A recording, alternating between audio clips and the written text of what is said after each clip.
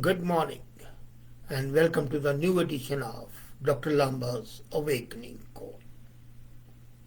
Punjab, the land of five rivers, and earlier called Sapt Sindhu, has had a turbulent history, and that turbulence is nothing new. It has been there, possibly from the beginning of the civilization. As a gateway to India, it has been a victim of umpteen invasions, and all the invaders, whether from Mongolia, Iran, or from Europe, they came via Punjab to India to pillage, to loot, to conquer. It has been a victim of invasions and violence, but still it retains its cultural inherent identity, and that was the vibrancy of its culture that makes Punjab stay alive.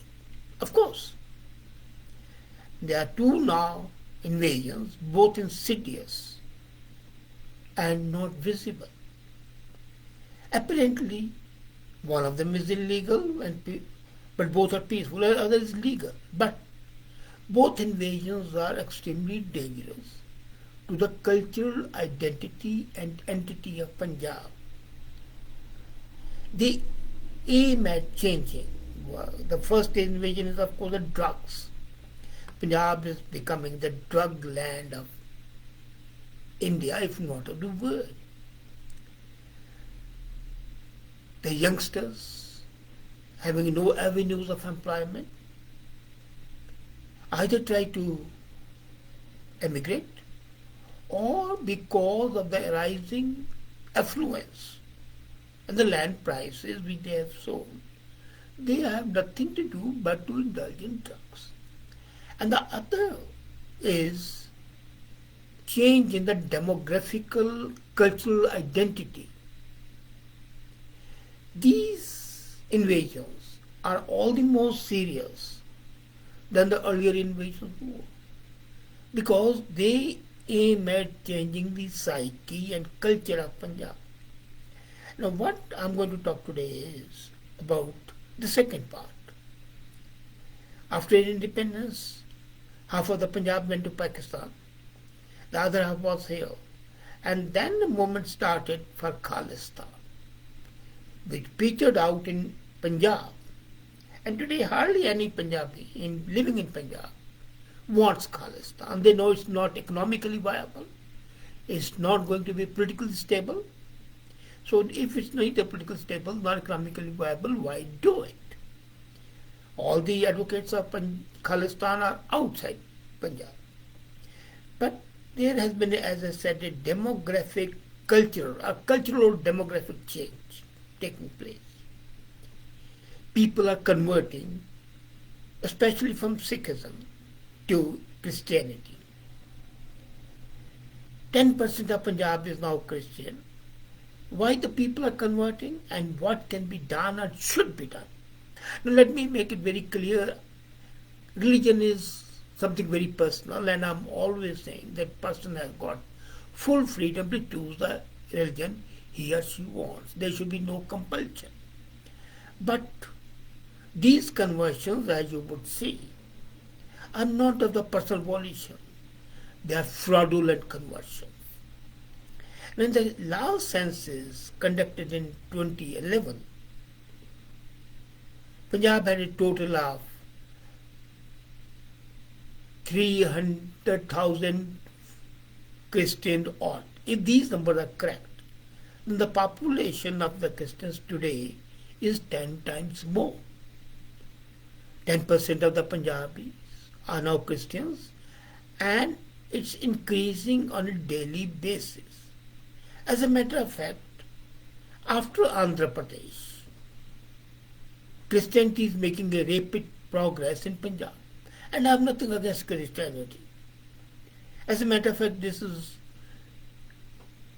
now supposed to be a peaceful religion. But the fact that these conversions are changing the structure, the social structure and the cultural structure is something to consider about. If people change of their own volition, that should not be a problem. And as I said earlier, that is the inherent right. Now let's see. The total population was 2.8 crores in 2011. The decadal growth rate was about 14%. So the current population should be 3.2 crores. And 32 lakh are the Christians in Punjab itself. Sikhism has approximately 25 million followers worldwide. And at a global scale, that's a minor religion.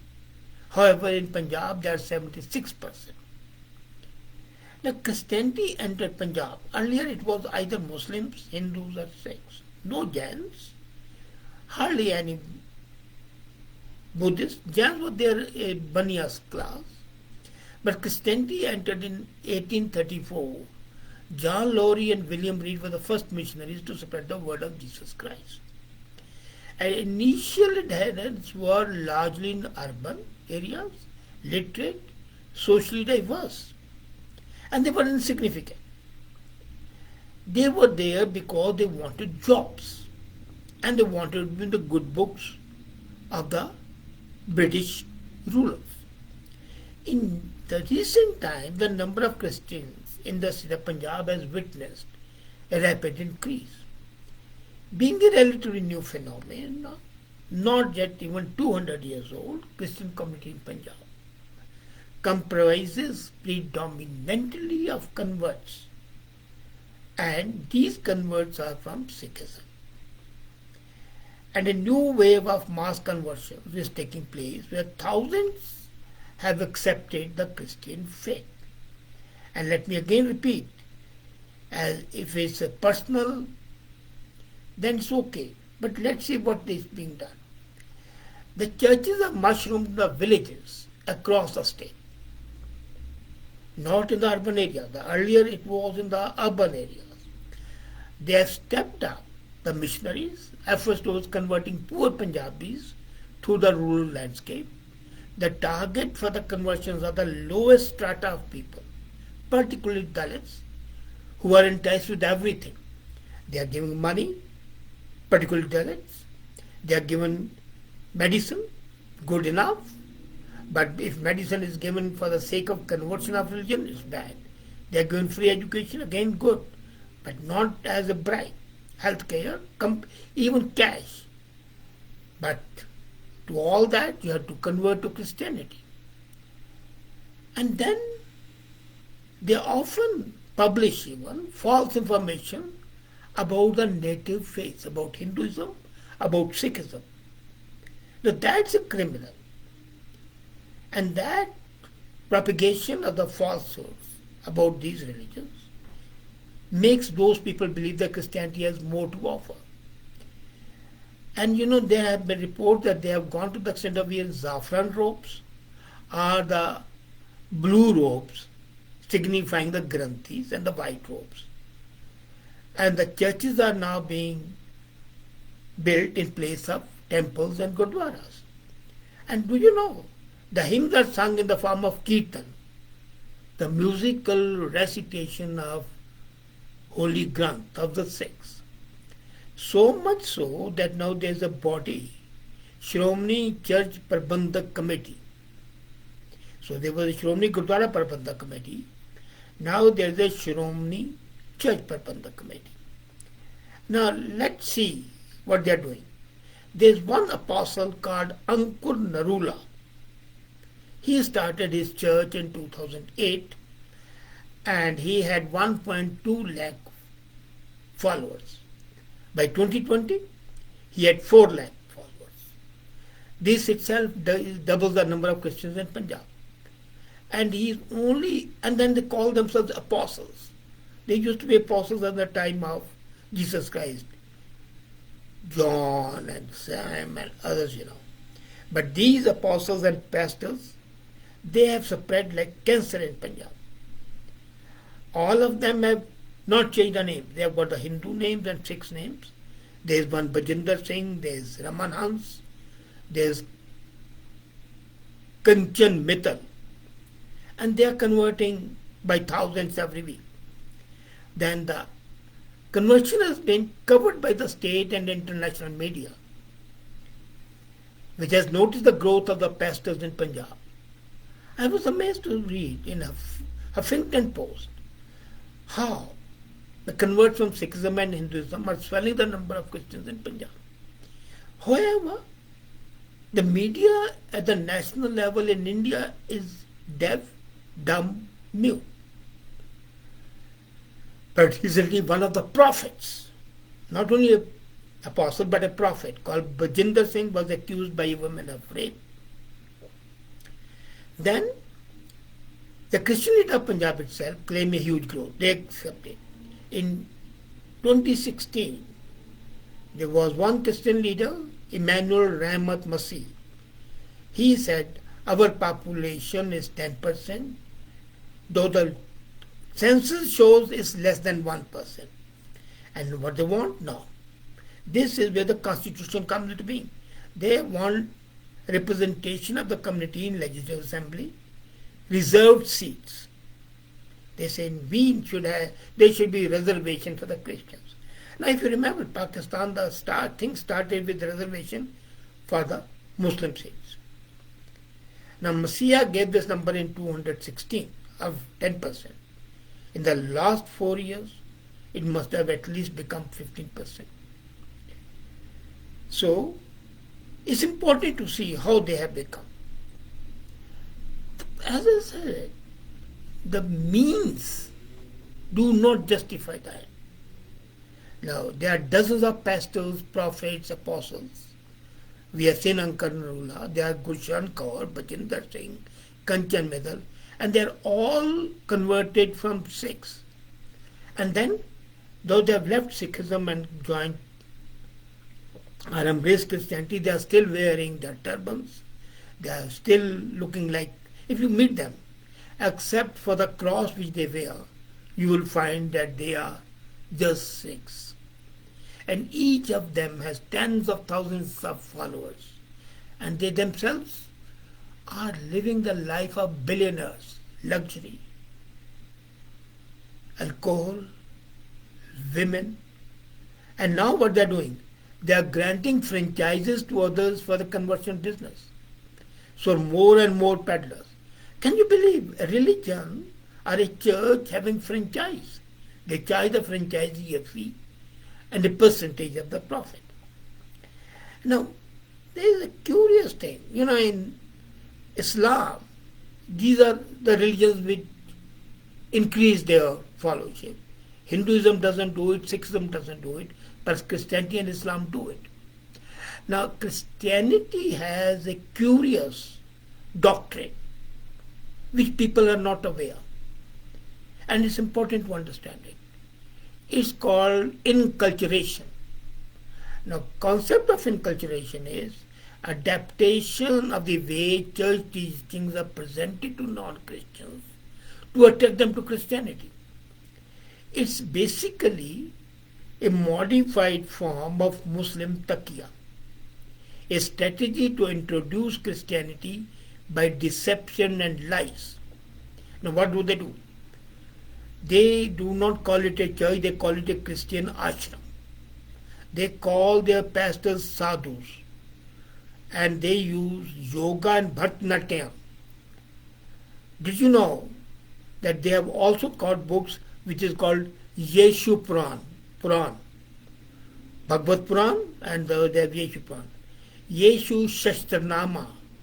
There is a Yeshu Veda and Yeshu Upanishad.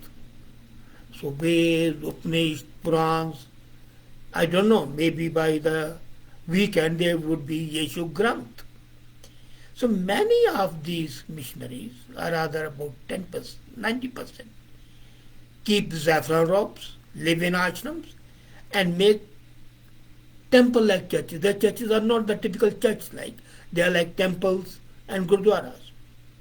And the symbols of Sikhism, now here is something which is pure taqiyya and fraudulent.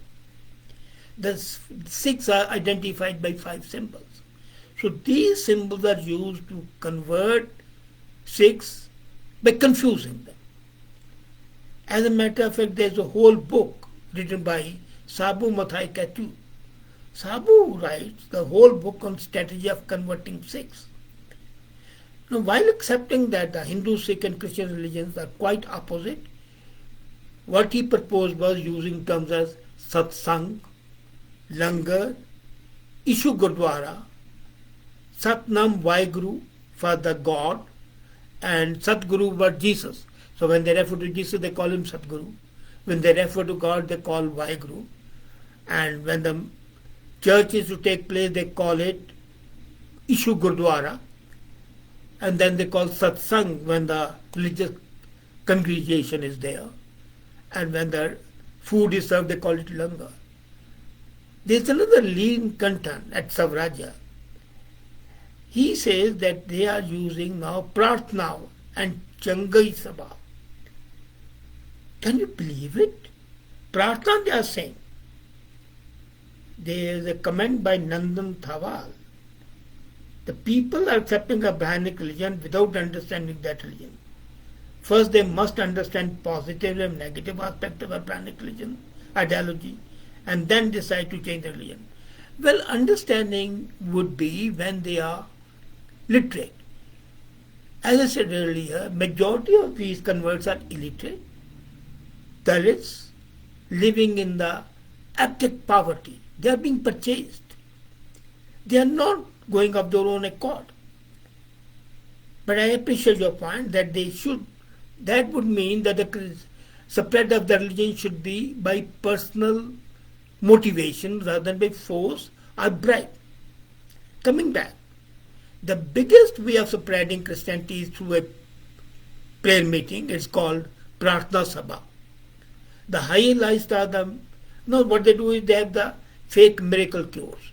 They say somebody comes, well, I'm suffering from cancer, and the apostle immediately sprinkles water and the man is cured.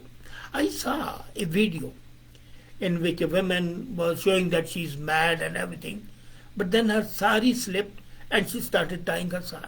A person who is mad and a state of delirium would not do it. Then these churches, the Ishu Gurdwaras, offer all hues of cure for infertility, cancer, and all are treated in the name of Jesus Christ, Satguru Jesus. So, apparently, Punjab government should close all hospitals and let them cure all patients by prayer. However, interesting thing is that they said, look here,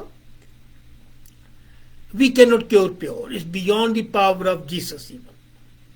Of course, the paid actors show how they are cured. These are all paid people. And then innocent people donate for prayers to Jesus. Inevitably, most of them are not cured and men die. By then it's too late. The whole family has been brainwashed. Now, this dangerous fraud, which harms people's health and sucks money from the vulnerable poor, is allowed to continue because and it's illegal, it's unconstitutional. Law is very clear that you can change it. You have the freedom of religion. But by fraud, by deceit, by cheating is illegal.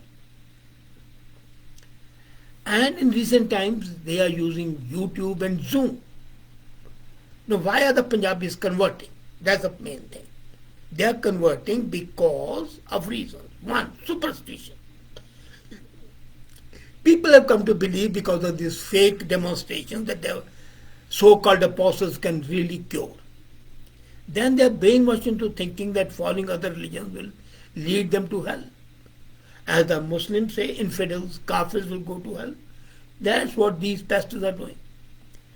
And then the biggest attraction is the promise of visas to European countries or to Canada. The missionaries are claiming that by becoming a Christian, they will be more successful in the interview. And then they are offered money, jobs, education for children. And then they are offered rice bags, bags full of rice.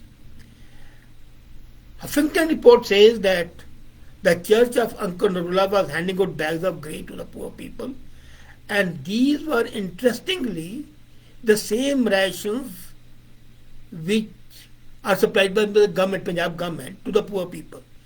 There is a scheme called Atta Dal scheme, and all these bags had the logo of Atta Dal scheme, the food security scheme of Punjab government, which is meant for the below poverty. So they have some connection with the officials and get this free supply meant for the poor people, and then they say Vaheguru Jesus has sent it. There's strongly clear, evident collusion between the officials and these gods is definitely something to look about. And then, there is a secular Babas. Punjab is a den of Babas. All sorts of Babas.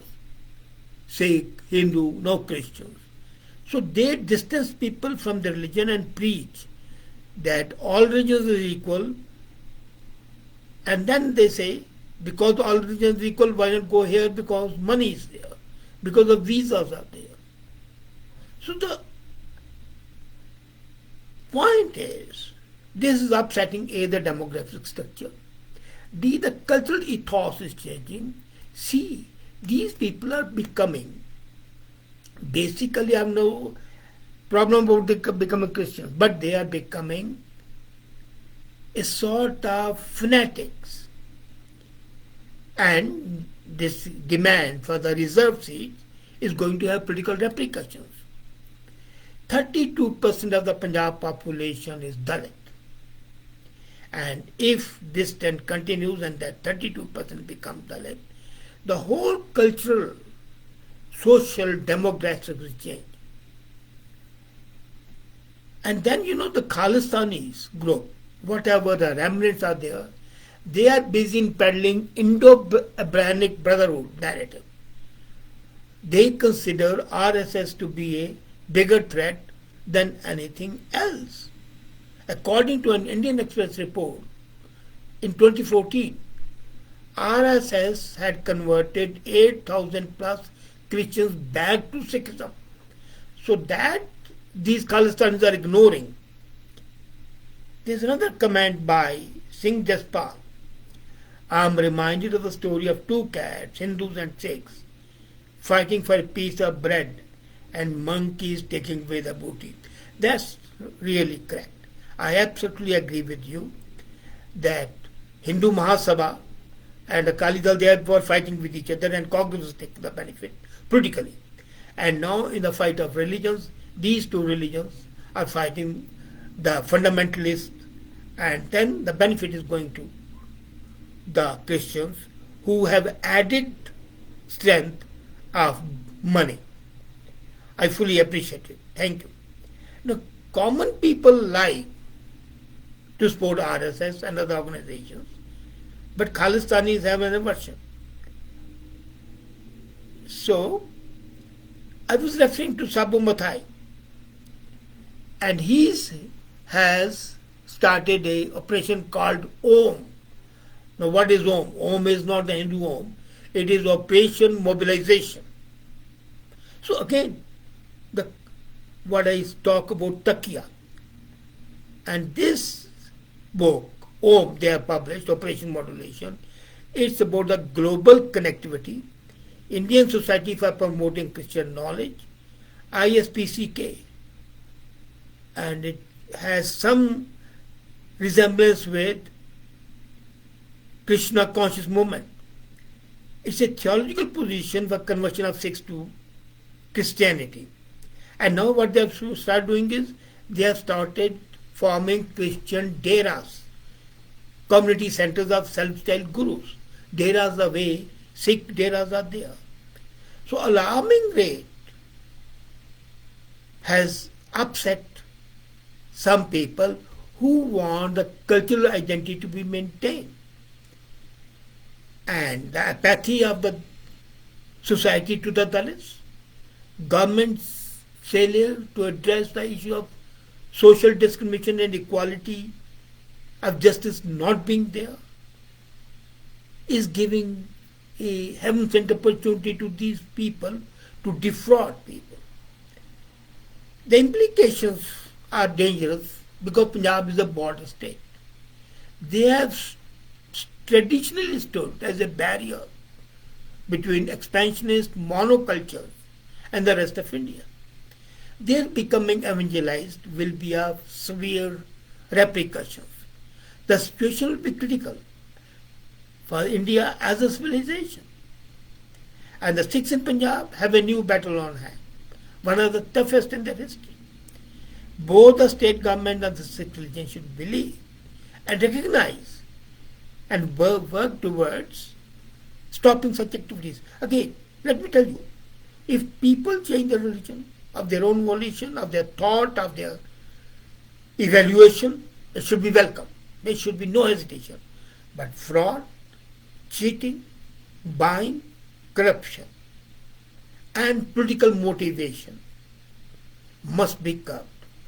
Otherwise, the so-called Punjabiyat would be a thing of the past. And Punjabi culture would not be a Punjabi culture as it is, but change beyond recognition. Think about it. Thank you.